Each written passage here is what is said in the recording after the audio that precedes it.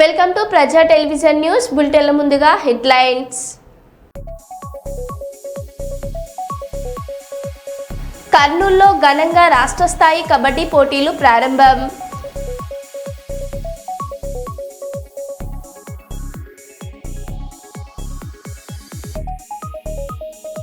ఐసీయూలో పెళ్లి చేసుకున్న వధూవరులు.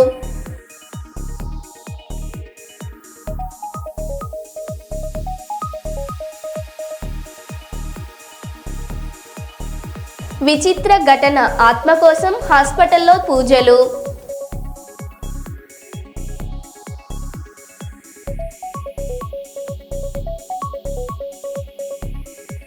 గుంటూరులో డ్రగ్స్ కలకలం.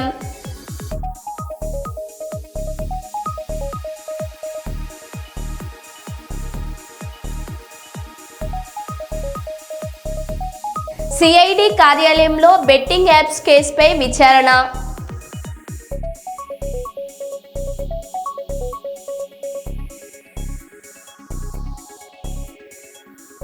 ఇక వివరాల్లోకి వెళ్తే, కరీంనగర్ సన్ రైజ్ ఆసుపత్రి ఆధ్వర్యంలో ఫైట్ ఫర్ బెటర్ సొసైటీ నేతృత్వంలో రామగుండం తబితా ఆశ్రమంలో శుక్రవారం రోజున చేపట్టిన ఉచిత మెగా వైద్య శిబిరం ఏర్పాటు చేయడం జరిగిందని ఫైట్ ఫర్ బెటర్ సొసైటీ అధ్యక్షులు మద్దెల దినేష్ అన్నారు. ఈ కార్యక్రమానికి ముఖ్య అతిథులుగా బీఆర్ఎస్ రాష్ట్ర యువనేత కౌశిక హరి గారు హాజరై ఆశ్రమ పిల్లల ఉచిత వైద్య శిబిరాన్ని ప్రారంభించిన అనంతరం వారు మాట్లాడారు. హెల్త్ క్యాంపు ఏర్పాటు చేయడం జరిగింది. ముఖ్యంగా ఈ హెల్త్ క్యాంప్ సంబంధించి దీనికి సంబంధించినటువంటి ఇన్ఛార్జ్ రాజేంద్ర అన్న గారు, అదేవిధంగా తిరుపతి అన్న గారికి తెలియజేయడంతో వారి మేనేజ్మెంట్తో మాట్లాడి ఖచ్చితంగా మేము రామగుండం తగ్గ ఆశ్రమంలో ఏర్పాటు చేస్తామని ఈరోజు మనకు టైం ఇచ్చి ఈరోజు ఈ కార్యక్రమానికి ఏర్పాటు చేయడం జరిగింది.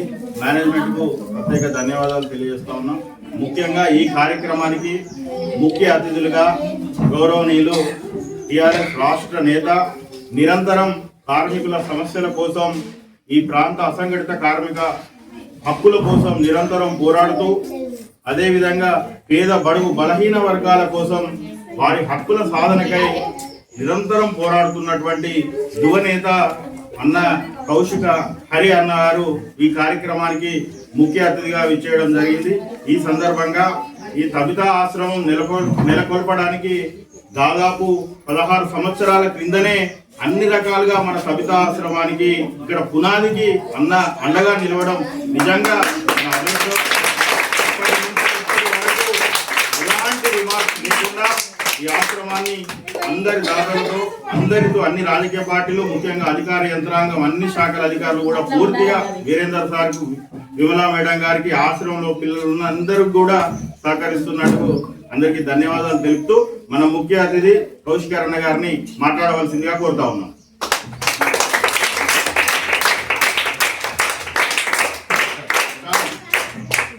అందరికీ నమస్కారం. ఈరోజు రామగుండంలోని తబితా ఆశ్రమం వద్దకు రావడం జరిగింది.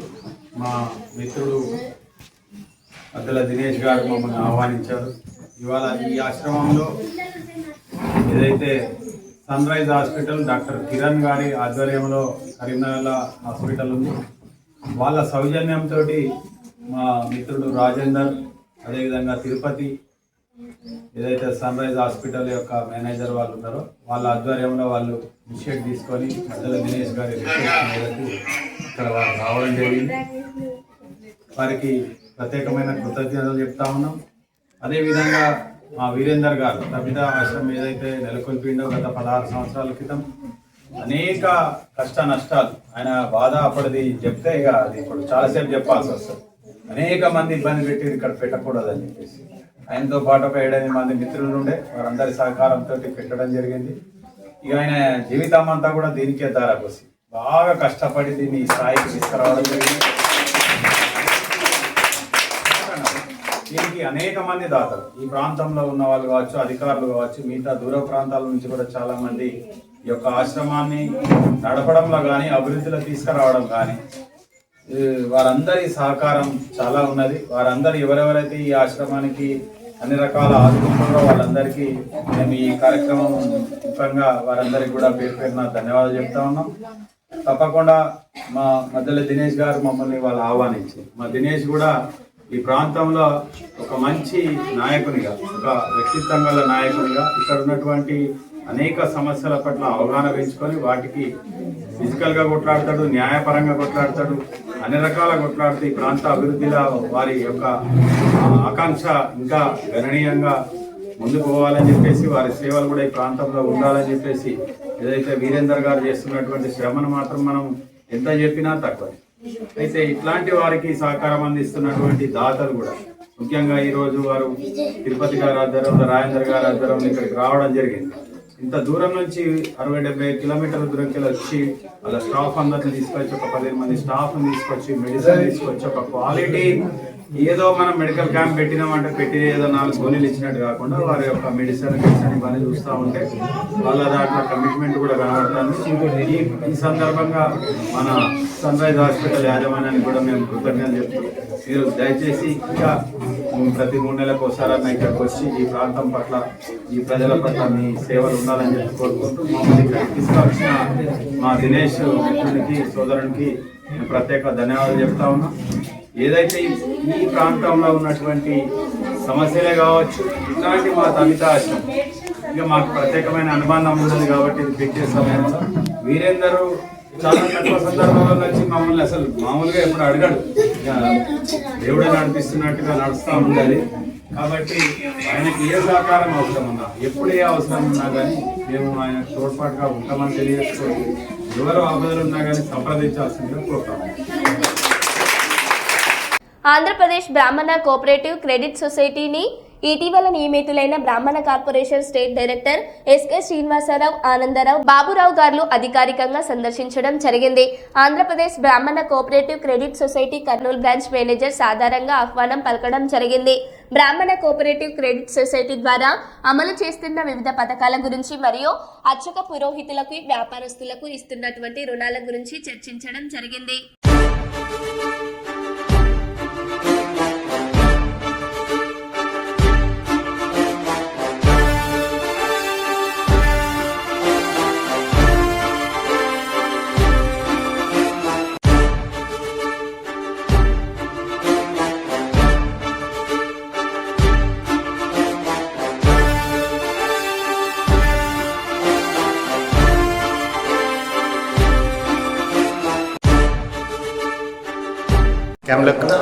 శ్రీనివాస్ సార్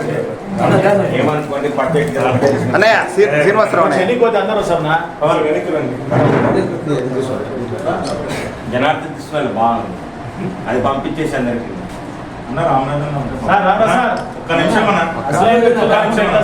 ఒక్క నిమిషం సార్, అలానే ఉండండి, వస్తున్నారు అన్నయ్య. ఏమంటపోతున్నారు? బాలల దినోత్సవ వేడుకలు కర్నూలు ఆదిత్య పాఠశాలలో ఘనంగా నిర్వహించారు. నవంబర్ 14న పరీక్షలు ఉన్నందున బాలల దినోత్సవం ఆలస్యంగా నిర్వహించామని ఆదిత్య పాఠశాల కరెస్పాండెంట్ వాసుదేవయ్య తెలిపారు. పాఠశాల ఆవరణలో నిర్వహించిన ఈ కార్యక్రమంలో చిన్నారులు నృత్యాలు చేసి అలరించారు. 10వ తరగతి పరీక్షల్లో మంచి మార్కులు వచ్చిన విద్యార్థులకు వాసుదేవయ్య నగదు ప్రోత్సాహం అందించారు. విద్యార్థులు చదువులతో పాటు క్రీడలు, సాంస్కృతిక కార్యక్రమాల్లో పాల్గొంటే చదువుల్లో రాణిస్తారన్నారు. తల్లిదండ్రులు వారి పిల్లలను చదువులకే పరిమితం చేయకుండా మానసిక వికాసానికి ఉపయోగపడే కార్యక్రమాల్లో పాల్గొనేటట్లు చూడాలని, ముఖ్యంగా సెల్ ఫోన్ కు పిల్లలను దూరంగా ఉంచాలని వాసుదేవయ్య కోరారు.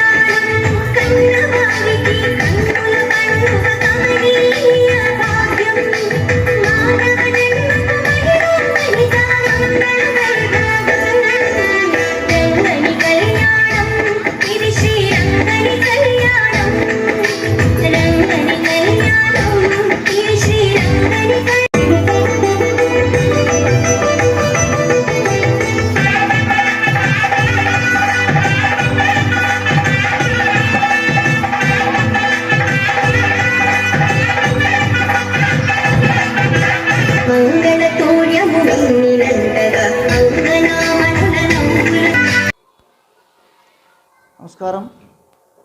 ఈరోజు బాల దినోత్సవం సందర్భంగా పిల్లలకు పరీక్షలు ఉన్న కారణంగా పిల్లలు విముఖత చూపిన కారణంగా బాల దినోత్సవాన్ని ఈరోజు జరుపుకోవడం జరిగింది. పిల్లలు ఉత్సాహంగా డ్యాన్స్ కార్యక్రమం అయితేనేమి, స్కిట్ అయితేమి, వివిధ రకాలుగా సాంస్కృతిక కార్యక్రమాలు పాల్గొని తల్లిదండ్రులను, విద్యార్థుల్ని అందరినీ కూడా అలరించడం జరిగింది. నేను ఈ సందర్భంగా తల్లిదండ్రులు కోరేది ఏమంటే, పిల్లలను చదువుతో పాటు ఇటువంటి కార్యక్రమాల్లో కూడా పాల్గొన్నప్పుడే పిల్లలు ఉత్సాహంగా చదువులో కూడా పాల్గొంటూ మంచి ఫలితాలు సాధిస్తూ ఫ్యూచర్లో వాళ్ళు మంచి పౌరులుగా ఎదగడానికి కారణమవుతుంది. ఆ విధంగా కాకుండా పొద్దస్తమానం చదువు అనడం వల్ల వాళ్ళు మానసికంగా కుంగిపోవడమే కాకుండా మెరుగైన ఫలితాలు సాధించారని అని సైంటిఫిక్ కూడా చెప్తా ఉంది. కాబట్టి నేను తల్లిదండ్రులు అందరినీ కూడా కోరేది ఒకటే, సాంస్కృతిక కార్యక్రమాలు కూడా వాళ్ళని పాల్గొనేటట్టు చేయండి, మీరు ఎంకరేజ్ చేయండి. వాళ్ళకు అయితే ప్రోత్సహిస్తూనే వాళ్ళను కంటితో చూస్తూ ఉండండి పిల్లలను. ఎందుకంటే పరిస్థితులు బాలేవు. పిల్లలకు ఆ సెల్ ఇవ్వటము తగ్గించండి. గవర్నమెంట్ కూడా ఒక చట్టం చేయడానికి సుముఖత చూపుతూ ఉంది, చిన్నపిల్లలకు సెల్ ఇవ్వరాదని చెప్పేసి. అప్పుడు మాత్రమే పిల్లలు బాగుపడతారు. ముఖ్యంగా నేను తల్లిదండ్రులకు ఒకటే విజ్ఞప్తి చేస్తున్నాను, పొద్దస్తమానం చదువు అని మాత్రం దయచేసి కోరకండి. అన్ని రకాలుగా విద్యార్థులను ప్రోత్సహించండి. తర్వాత మంచి పౌరులుగా ఎదిగి ఈ సమాజానికి ఉపయోగపడే వ్యక్తులుగా తయారవుతారని చెప్పేసి కోరుకుంటూ, నా పేరు వాసుదేవయ్య, ఆదిత్య స్కూల్ కరెస్పాండెంట్. మధ్యప్రదేశ్లోని రత్లం మెడికల్ కాలేజీలో ఒక విచిత్రమైన సంఘటన అందరినీ ఆశ్చర్యంలో ముంచెత్తింది. 3 నెలల క్రితం పురుగుల మందు తాగి మరణించిన శాంతిలాల్ ఆత్మ ఇంకా ఆసుపత్రిలో తిరుగుతుందంటూ గిరిజనుల బృందం డప్పులు మోగిస్తూ డాన్స్ చేస్తూ అక్కడికి చేరుకున్నారు. మృతుడి ఆత్మ కుటుంబ సభ్యులను కలలో వేధిస్తోందని, దానిని ఇంటికి తీసుకెళ్లాలంటూ వారు ఆసుపత్రి ప్రాంగణంలోనే గంటపాటు పూజలు నిర్వహించారు. ఈ హంగామా జరుగుతున్నప్పటికీ ఆసుపత్రి అధికారులు పెద్దగా స్పందించకపోవడం మరింత చర్చనీయాంశమైంది.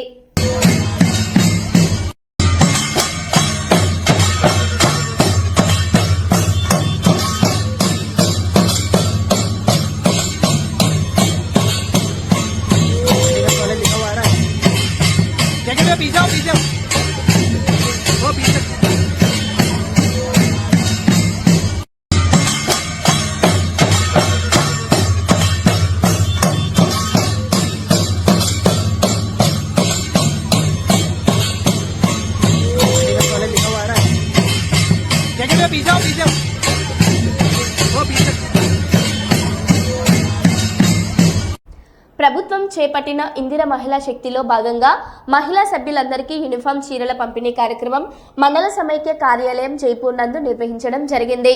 ఈ కార్యక్రమం గౌరవ జిల్లా గ్రామీణ అభివృద్ధి సంస్థ డిఆర్డీఓ కిషన్ సార్ గారి ఆధ్వర్యంలో పంపిణీ కార్యక్రమం చేపట్టడం జరిగింది.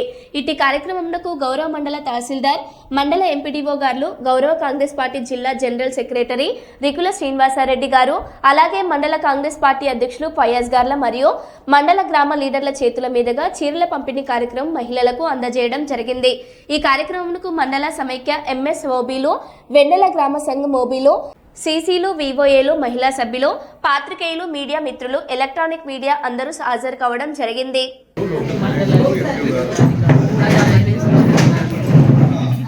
ఈ కార్యక్రమాన్ని పెద్దలు మండల సమైక్య అధ్యక్షులు, తర్వాత మండల కాంగ్రెస్ అధ్యక్షులు, తర్వాత మన జిల్లా కాంగ్రెస్ అధికారి, తర్వాత ఎంఆర్ఓ గారు చేతులుగా పంపిణీ చేయాల్సిందిగా కోరుతున్నాను.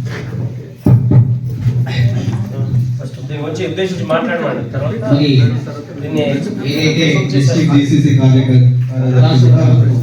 శ్రీమతి రెడ్డి గారు ఏదైతే రాష్ట్ర ప్రభుత్వం మరి ఇంద్రమ్మ చీరల పంపిణీ కార్యక్రమం మరి ఈ రోజు నుంచి పంపిణీ చేయాలనే ఉద్దేశంతో మరి ఆదేశాలు జారీ చేయడం జరిగింది.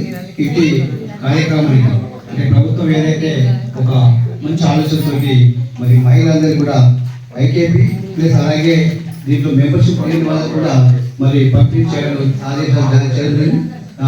తదనుగుణంగానే మరి ఈ రోజు ఈ కార్యక్రమాన్ని నిర్వహిస్తున్న సందర్భంగా మరి గౌరవ ముఖ్య అతిథిగా విచ్చేసినటువంటి డిఆర్ఓ గారికి, అలాగే ఎంఆర్ఓ గారికి, అలాగే ఐకేపీ మహిళా సమాఖ్య అధ్యక్షురాలు మాధురెడ్డి గారికి, అలాగే కాంగ్రెస్ మనకు జిల్లా జనరల్ సెక్రటరీ శ్రీనివాసరెడ్డి గారికి, అలాగే మండల అధ్యక్షులు ఫయాజ్ గారికి, మరి లీడర్స్ అందరూ కాంగ్రెస్ లీడర్స్ కూడా మరి పాపిరెడ్డి గారికి, సమాజానికి, మాజీ సర్పంచ్ శివారం గణేష్ గారికి, అలాగే మరి నాగరాజు, మధుకర్, లింగయ్య అందరికి పేరు పేరున మరి నమస్కారం తెలియజేసుకుంటూ ఇట్టి కార్యక్రమాన్ని ప్రారంభించవలసిందిగా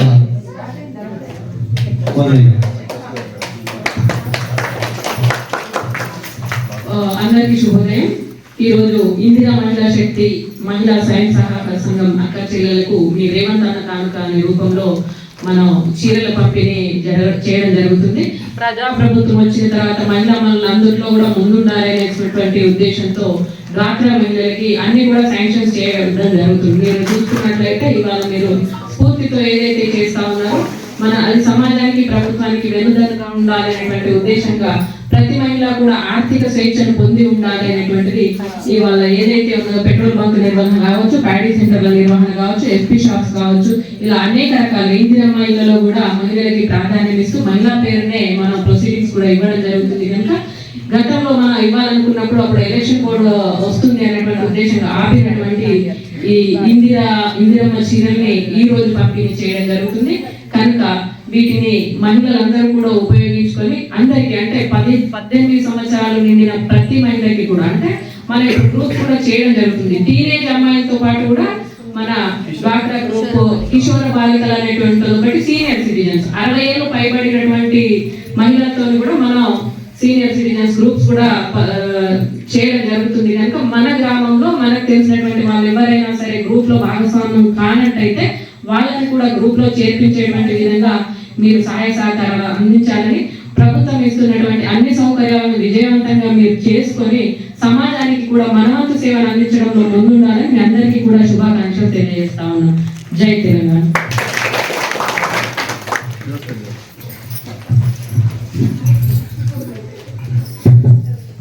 ఈరోజు ఏదైతే ప్రజాపాలన ప్రభుత్వం మరి సీఎం రేవంత్ రెడ్డి గారి ఆదేశాల మేరకు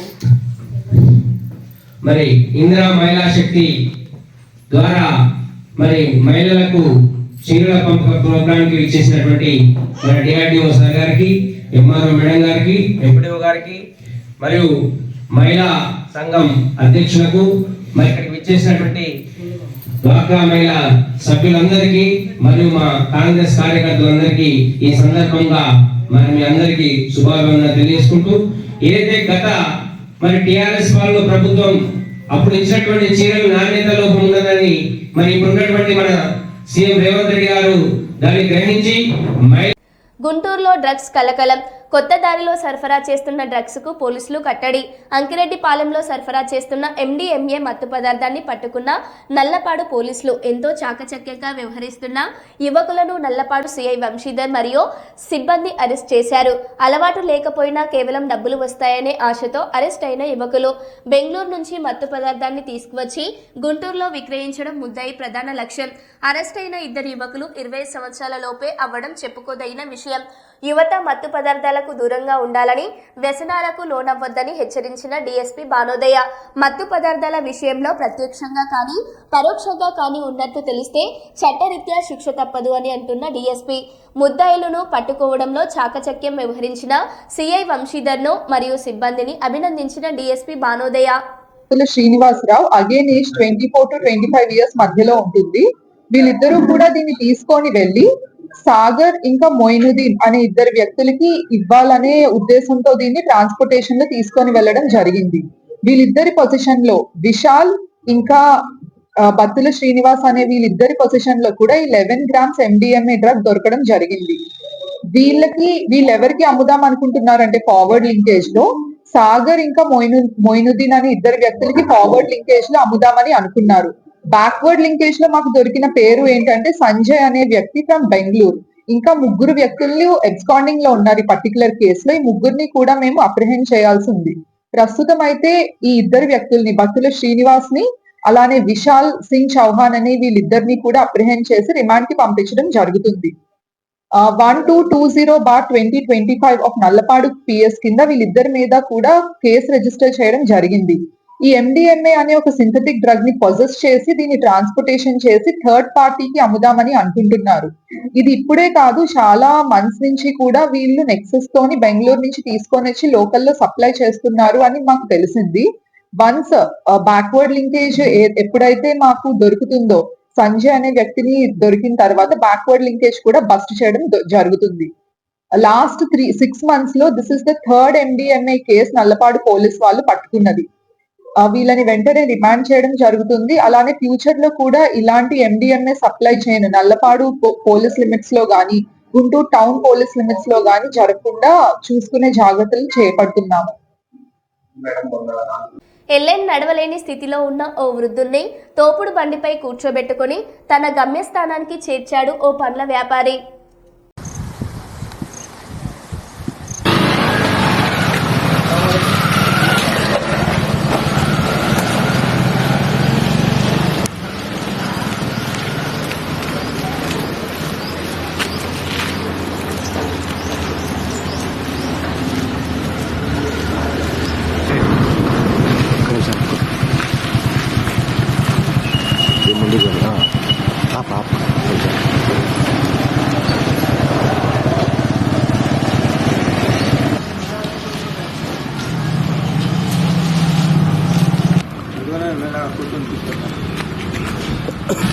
పాపమని పెద్దమంది కదా, పాపమని నడవలేక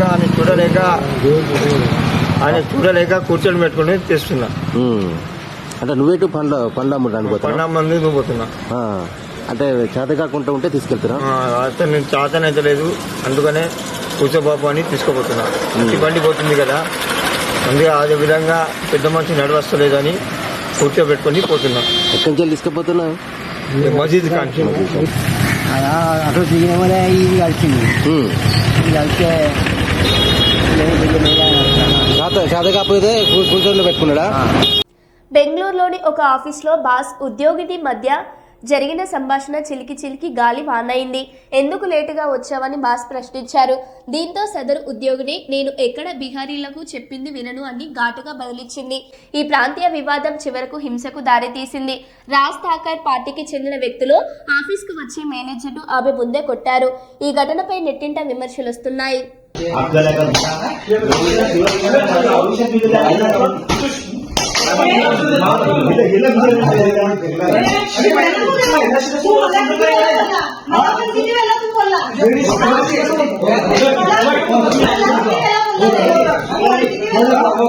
शुक्ला जी थोड़ा सांग लो, तुम अपने को कभी गलत बात नहीं की। ये भाई इतना बोला है बाबा, मेरी लाइफ में मेरी मराठीमध्ये राहतो, बरोबर ना? मराठीमध्ये राहून मराठीमध्ये त्रास देतो, सिव्हिलला बोलतो, उलट बोलतो, एवढा मागता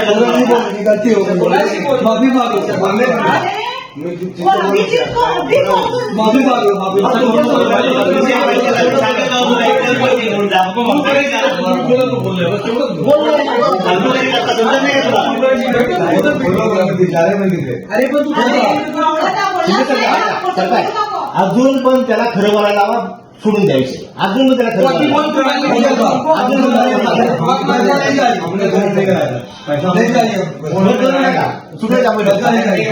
मी काय म्हणतो,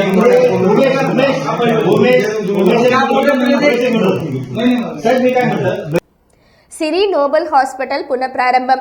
కర్నూలు నగరంలోని సుంకేస్ల రోడ్డు సెయింట్ జోసెఫ్ స్కూల్ పక్కన సిరి నోబెల్ హాస్పిటల్ పునఃప్రారంభించారు.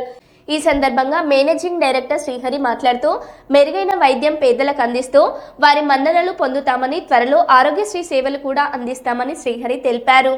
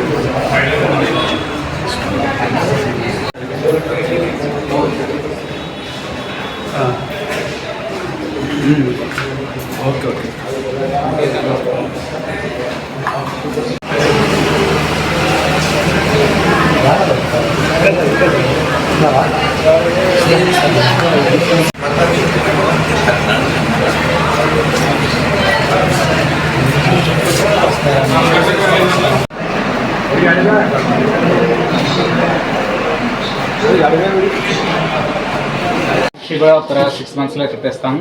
దాంతోపాటు ప్రముఖమైన ఇన్సూరెన్స్ కంపెనీ 25 ఇన్సూరెన్స్లు ఉన్నాయి. సో తక్కువ ఛార్జెస్తో అంత విశాలమైన గదులతో మంచి కొత్తగా అన్ని రీమోడల్ చేస్తాం. ఐసీ కొత్తగా సెట్ చేసాం. పిఎస్సి ఎన్ఐసి సేవలు అన్నీ ఉన్నాయి కాబట్టి దీన్ని అన్ని మంచిగా వినియోగించుకోవాలని కోరుతున్నాం. మరో బులెటిన్లో మళ్ళీ కలుద్దాం. Stay tune.